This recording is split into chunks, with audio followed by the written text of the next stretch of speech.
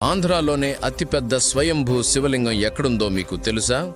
రావణుడి సంహరించిన తర్వాత శ్రీరాముడు అయోధ్యకు తిరిగి ప్రయాణమై వెళ్లిపోతూ ఉండగా సుమంచ పర్వతం వద్ద విశ్రాంతి తీసుకున్నాడు.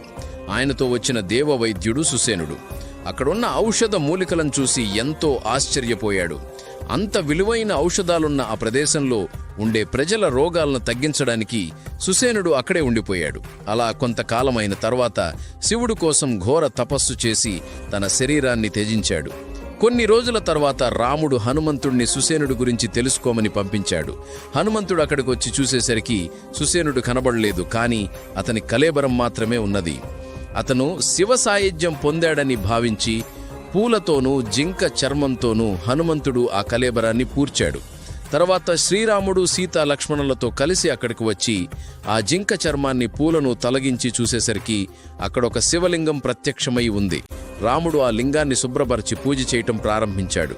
పూజ చేస్తున్నంతసేపు ఆ శివలింగం క్రమంగా పెరుగుతూ వచ్చింది. పూజ ఆపగానే ఆ శివలింగం పెరగడం ఆగిపోయింది. అదే ప్రాంతంలో ఉన్న రాజు ఎప్పటినుండో ఆ శివలింగానికి గుడి కట్టాలి అని అనుకుంటూ ఉండేవాడు.